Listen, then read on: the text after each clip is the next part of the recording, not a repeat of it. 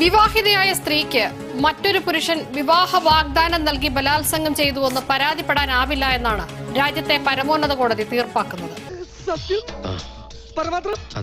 സത്യം പറഞ്ഞാൽ ഇങ്ങനെ ഈ ഒരു വിധി ഇപ്പൊ കഴിഞ്ഞ ദിവസം വന്നപ്പോൾ മുതൽ പല തരത്തിൽ നമ്മുടെ കേരളത്തിൽ അത് തെറ്റായിട്ട് വ്യാഖ്യാനിക്കപ്പെടുന്നത് കണ്ടിട്ടുണ്ട്. അതായത് ഏതോ ഒരു പ്രധാനപ്പെട്ട ഒരു വ്യക്തി കേസിൽ അകപ്പെട്ടിട്ടുള്ള ഒരു വ്യക്തിക്ക് ലഭിച്ച നീതിയാണ് എന്നടക്കം പലരും പറയുന്നത് ഈ ഒരു വിഷയത്തോടനുബന്ധിച്ച് കേൾക്കാൻ സാധിച്ചിട്ടുണ്ട്. സത്യമാണെങ്കിലും എനിക്ക് അംഗീകരിച്ചു കൊടുക്കാൻ പറ്റുമോ?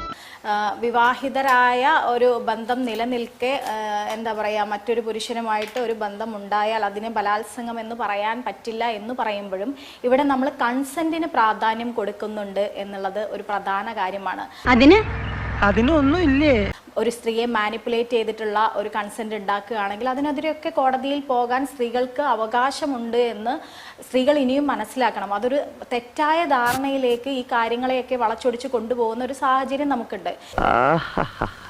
അവറ്റകളുടെ കരച്ചിലേക്കാൻ തന്നെ എന്തൊരു സുഖം. ഇവിടെ നമ്മുടെ ഒരു കേരളത്തിൽ ഒരു വിവാഹ മോചനം നടക്കണമെങ്കിൽ ഒരു കേസ് ഫയൽ ചെയ്ത് ആ സ്ത്രീക്ക് പൂർണ്ണമായും ആ ഭർത്താവിനെ വേണ്ട എന്നുണ്ടെങ്കിൽ അവരുമായി ഒരുമിച്ച് മുന്നോട്ട് പോകാൻ സാധിക്കുന്നില്ല എന്നുണ്ടെങ്കിൽ എത്ര കാലമാണ് എടുക്കുന്നത് ആ വിവാഹ മോചിതയാവാൻ? നമ്മുടെയൊക്കെ കേസിന്റെ ഒരു പരിധി എത്രത്തോളം കാലം നീണ്ടു പോകുന്നുണ്ട് എന്നുള്ളതൊക്കെ നമുക്കറിയാം.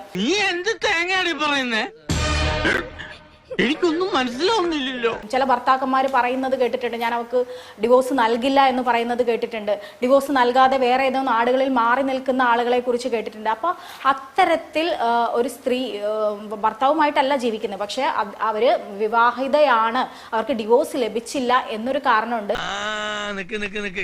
ഏത് റൂട്ടിലേക്കാ വണ്ടി തിരിക്കണേന്ന് എനിക്കിപ്പോ മനസ്സിലായി. അങ്ങനെ മാനിപ്പുലേറ്റ് ചെയ്യാൻ പറ്റുന്ന സ്ത്രീകളെ, ഒറ്റയ്ക്ക് ജീവിക്കുന്ന സ്ത്രീകളെ മാനിപ്പുലേറ്റ് ചെയ്തുകൊണ്ട് അവരുമായി ലൈംഗിക ബന്ധത്തിൽ ഏർപ്പെടുകയും അതിനോടൊപ്പം തന്നെ അവരെ ക്രൂരമായി ഒരു പ്രാവശ്യം ലൈംഗിക ബന്ധത്തിൽ ഏർപ്പെട്ടു എന്നുള്ളത് കൊണ്ട് എനിക്ക് അടുത്ത പ്രാവശ്യം ക്രൂരമായിട്ട് ആ സ്ത്രീയെ സമീപിക്കാൻ പാടില്ല എന്നൊക്കെ വിചാരിക്കുന്ന ഒരുപാട് മനുഷ്യർക്കിടയിലാണ് നമ്മളിത് ജീവിക്കുന്നത്. മനുഷ്യന്റെ ക്ഷമയ്ക്ക് ഒരു അതിരുണ്ട്, മനസ്സിലായ? എന്റെ അഭിപ്രായത്തിൽ ഈ വിധിക്ക് കാലിക പ്രാധാന്യമുള്ളൊരു വിധിയാണ്. എന്തുകൊണ്ടാണ് ഈ വിധി ഇപ്പോൾ റെലവൻ്റ് ആയത്? എന്തുകൊണ്ടാണ് നമ്മൾ ഇതിനെപ്പറ്റി സംസാരിക്കുന്നത്? അതിൻ്റെ വളരെ റീസൺ ഇത്രയേ ഉള്ളൂ. കാരണം എന്ന് വെച്ച് കഴിഞ്ഞാൽ ഇന്ന് ഏറ്റവും കൂടുതൽ ദുരുപയോഗം ചെയ്യപ്പെടുന്ന വകുപ്പാണ് 376. 100% ഞാൻ യോജിക്കുന്നു.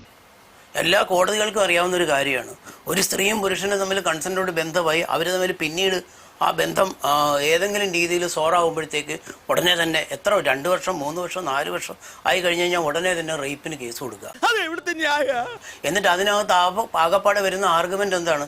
നിങ്ങൾക്ക് മെഡിക്കൽ റെക്കോർഡ്സ് ഇല്ല, കണ്ടംപറേനിയസ് ആയിട്ടുള്ള പരാതിയില്ല, സാധാരണഗതിയിൽ കാണുന്ന റേപ്പിന് കാണുന്ന അക്കമ്പനീഡ് ആയിട്ടുള്ള മുറിവുകളോ ക്ഷതങ്ങളോ ഒന്നും തന്നെ ഇല്ല. അപ്പോൾ പറയും സ്ത്രീയുടെ മൊഴിയാണ്, സ്ത്രീയുടെ മൊഴി വിശ്വസിച്ചേ പറ്റുള്ളൂ. എന്തല്ലേ അങ്ങനെ എന്തെങ്കിലും നിയമത്തിൽ പറയുന്നത് ശരിക്കും തെറ്റല്ലേ?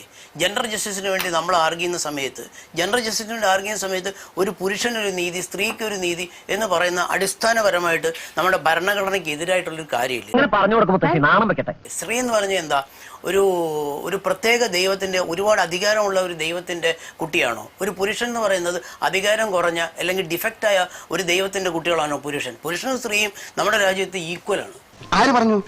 ഭഗവാനെ, ഇതെന്തൊരു ലോകം, എന്തൊരു നുണ. ഒരു സ്ത്രീയുടെ അടുത്ത് ഒരാൾ ചെന്നിട്ട് നേരത്തെ മാഡം പറഞ്ഞു, ഷഹനാസ് മാഡം പറഞ്ഞു, സ്ത്രീയെ മാനിപ്പുലേറ്റ് ചെയ്യുന്നു. അങ്ങനെ എങ്ങനെയാണ് മാനിപ്പുലേറ്റ് ചെയ്യുന്നത്? ചരിത്രം അങ്ങനെയാണോ പറയുന്നത്? ജൂലിയസ് സീസറെ ആരാ മാനിപ്പുലേറ്റ് ചെയ്തത്? ക്ലിയോപാട്ര അല്ലേ? മാർക്ക് ആന്റണിയെ മാനിപ്പുലേറ്റ് ചെയ്തത് ആരാ? ക്ലിയോപാട്ര അല്ലേ? ഇതൊക്കെ ചരിത്ര സത്യങ്ങളല്ലേ?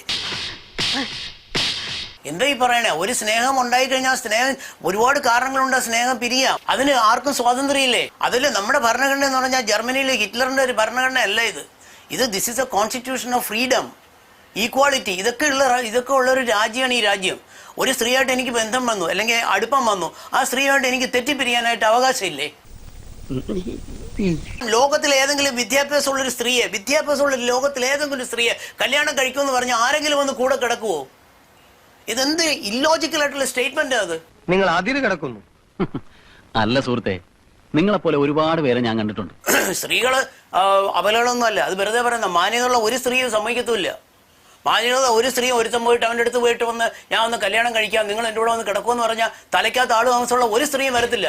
ഈ ഇരിപ്പിലങ്ങോട്ട് സമാധിയായാൽ മതിയായിരുന്നു. അത് കൊള്ളാം. പ്രണയത്തിലായ ഒരു സ്ത്രീയെ നമുക്ക് രണ്ടുപേർക്കും മരിക്കാമെന്ന് പറഞ്ഞിട്ട് കൊണ്ടുപോയിട്ട് അവര് മാത്രം ആ സ്ത്രീയെ കൊന്നു കളഞ്ഞിട്ട് ആ കൊന്നു കളഞ്ഞ സ്ത്രീ ശരീരത്തിനെ പോലും പിന്നെയും അദ്ദേഹം ലൈംഗികമായിട്ട് ഉപയോഗിച്ചു എന്ന് പറയുന്ന ഒരവസ്ഥ നമ്മുടെ നാട്ടിൽ നിലനിൽക്കുന്നുണ്ട്. അത്രയും ക്രൂരമായ അവസ്ഥയിൽ ചിന്തിക്കുന്ന ആളുകൾ ഇന്നും നിലനിൽക്കുന്നുണ്ട്. നമുക്ക് രണ്ടുപേർക്കും മരിക്കാമെന്ന് പറഞ്ഞ ആ സ്ത്രീയെ കൊലയ്ക്ക് വിട്ടുകൊടുത്തുകൊണ്ട് പിന്നെ ആ മരിച്ചു കഴിഞ്ഞ സ്ത്രീയുടെ ബോഡി പോലും ഇതിനെന്ത് പ്രസക്തി? എന്ത് പ്രസക്തി എന്ന് ചോദിച്ചാൽ എന്താ പറയാ, നമ്മള് കോഴിക്കോട് ജില്ലയിൽ സർജറി കഴിഞ്ഞിട്ട് മെഡിക്കൽ കോളേജ് ആശുപത്രിയിൽ മയങ്ങി കിടക്കുന്ന ഒരു പേഷ്യന്റിനെ റേപ്പ് ചെയ്തിട്ടുള്ള ഒരു സംഭവം ഇവിടെ ഉണ്ട്. എനിക്ക് ഭ്രാന്തോ എപ്പോ 87 അത് ചൊമ്പൂടി വെച്ച മാറിയല്ലോ. ഞാൻ പറയട്ടെ, നിങ്ങൾ പറഞ്ഞു ഒരു കല്യാണം കഴിഞ്ഞ ഒരു സ്ത്രീയെ എന്താ പറയാ മാനിപ്പുലേറ്റ് ചെയ്തുകൊണ്ട് ഞാൻ കല്യാണം കഴിക്കാം എന്ന് പറയുമ്പോഴേക്കും പോയി കൂടെ കിടക്കുമോ എന്ന്. അത് ഘട്ടമായിട്ട് ഒരു സ്ത്രീയെ അവര് മാനിപ്പുലേറ്റ് ചെയ്തുകൊണ്ടിരിക്കുകയാണ്. മുതലാളിക്ക് വിവരമില്ലെന്ന് നാട്ടുകാര് പറയാറുണ്ടെങ്കിലും അത് ഇടയ്ക്കിടയ്ക്ക് ഇങ്ങനെ തെളിയിക്കരുത്. അതായത് ഒരു സ്ത്രീയെ പ്രണയിച്ച് കല്യാണം കഴിക്കാമെന്ന് പറയുന്നു, പല രീതിയിൽ വാഗ്ദാനങ്ങൾ നൽകുന്നു, എന്നിട്ട് അവരെ ആദ്യം അവരുമായിട്ട് സെക്സിൽ ഏർപ്പെടുമ്പോ ആ സ്ത്രീക്ക് തന്നെ അറിയില്ല സെക്സ് എന്താണെന്ന് അറിയാത്തൊരു സ്ത്രീ ആദ്യം അവരുമായിട്ട് സെക്സിൽ ഏർപ്പെടുമ്പോ ആ സ്ത്രീക്ക് തന്നെ അറിയില്ല സെക്സ് എന്താണെന്ന് അറിയാത്തൊരു സ്ത്രീ. മനോഹരം, ഗംഭീരം. അനന്തേട്ടാ, അളിയന്റെ കയ്യിൽ നിന്ന് ഇതുപോലെ ഒരുപാട് തത്വങ്ങൾ എനിക്ക് പഠിക്കാനുണ്ട്. ഷെഹനാസ് പറഞ്ഞ പോലത്തെ അനുഭവങ്ങൾ എല്ലാ പക്ഷത്തും ഉണ്ടായിട്ടുണ്ട്, സ്ത്രീകൾക്കും പുരുഷന്മാർക്കും ഉണ്ടായിട്ടുണ്ട്. ആന്തരിക അവയവങ്ങൾ ദ്രവിപ്പിച്ച് ഷാരോനെ കൊല്ലുമ്പോഴും ഗ്രീഷ്മയും അവനോട് ലൈംഗികത അടക്കമുള്ള കാര്യങ്ങൾ ഏർപ്പെട്ടിരുന്നു. പാവപ്പെട്ട ഷാരനെ, എന്നിട്ട് ഷാരൻ ഈ വിഷം കഴിച്ച്, അതായത് കഷായം കലക്കി കൊടുത്ത് ഷാരൻ വിഷം കഴിച്ച് ആന്തരിക അവയവങ്ങൾ ദ്രവിച്ചു മരിക്കുമ്പോഴും ആ ഗ്രീഷ്മയെ തെള്ളി പറയാൻ തയ്യാറാവാതെ അവളെ കുറ്റപ്പെടുത്താതെ നിൽക്കുന്ന ആണുങ്ങളും ഉണ്ടായിട്ടുണ്ട്. അതിനോട് പ്രസക്തിയില്ല. രാഹുൽ ഈശ്വർ ഒരു പെൺകുട്ടിയെ പീഡിപ്പിച്ചു, ബലാത്സംഗം ചെയ്തു. 6 ദിവസത്തിന് ശേഷം ആ 10,000 രൂപ ഒന്ന് കരഞ്ഞൂടെ നിനക്ക്? ആരും കാണാതെ. യഥാർത്ഥത്തിൽ സ്ത്രീകളുടെ ഏറ്റവും വലിയ ശത്രു ആരെന്നറിയാമോ? വ്യാജ പരാതി കൊടുക്കുന്ന സ്ത്രീകളാണ് സ്ത്രീകളുടെ ഏറ്റവും വലിയ ശത്രുക്കൾ. ഞാൻ 42 വർഷമായി ക്രിമിനൽ പ്രാക്ടീസ് തുടങ്ങിയിട്ട്. എൻ്റെ ഫസ്റ്റ് മർഡർ കേസിനകത്ത് ഞാൻ ഡിഫെൻഡ് ചെയ്തത് ഒരു ലേഡിയാണ്. ആ കേസിനകത്തെ ഫാക്സ് എന്ന് പറയുന്നത് അവരുടെ ഭർത്താവ് കിണറ്റിനകത്ത് ഇറങ്ങിയപ്പോഴത്തേക്ക് കിണറ്റിൻ്റെ പടി അത്ര ഇടിച്ച് തറയിലിട്ടിട്ട് അവനെ കൊന്നു എന്നുള്ളായിരുന്നു കേസ്. ഞാനൊരു 10-20 സ്ത്രീ കൊലപാതകളെ ഡിഫെൻഡ് ചെയ്തിട്ടുണ്ട്. അതെല്ലാം ലവ് റിലേറ്റഡ് ആയിട്ടുള്ള. ഒരാളെ തോൽപ്പിക്കാൻ വേണ്ടി ഇങ്ങനെ കല്ല് വെച്ചെന്നോണം പറയരുത്. ദിവസം ഒരു കാര്യം ചെയ്യാം, ഒന്നും കിട്ടും വന്നാട്ടെ. എന്തിന്? ഞാൻ ഷഹനാസ് പറഞ്ഞ ഒരു കാര്യത്തിന് ഞാൻ റിപ്ലൈ പറയാം.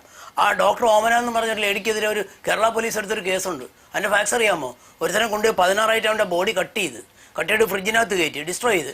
ആ ഒരു സ്ത്രീയല്ലേ? ഞങ്ങളൊന്നും കാണുന്നുമില്ല, കേൾക്കുന്നുമില്ല, ഞങ്ങൾ ബധിരനും മൂകനുമാണ്. എന്താ ഈ പറയണേ? ഓരോ കേസിനകത്തും നേരത്തെ അഭിലാഷ് പറഞ്ഞാൽ ഓരോ കേസിനകത്തും അതിൻ്റെതായ ഫാക്ട്സ് ഉണ്ട്. അതായത് ജനറൽ ആയിട്ടിൻ്റെ കാര്യം ശരിയാണ്, ജനറലായിട്ട് പെണ്ണുങ്ങളൊക്കെ ഭയങ്കര അബലകളാണ്, അങ്ങനെ പറയുന്നത് തെറ്റാണ്. ഇനിയും കേൾക്കാനുള്ള മുസ്ലിം പോർ ഇദ്ദേഹത്തിനില്ല. അയ്യോ ചേച്ചി വിഷമിക്കാതെ, ഇതിലും വലുത് എന്തോ വരാനിരുന്നതാ. കണ്ണീ കൊള്ളാനുള്ളത് പുരുകത്ത് കൊണ്ടു എന്ന് കരുതിയാ മതി.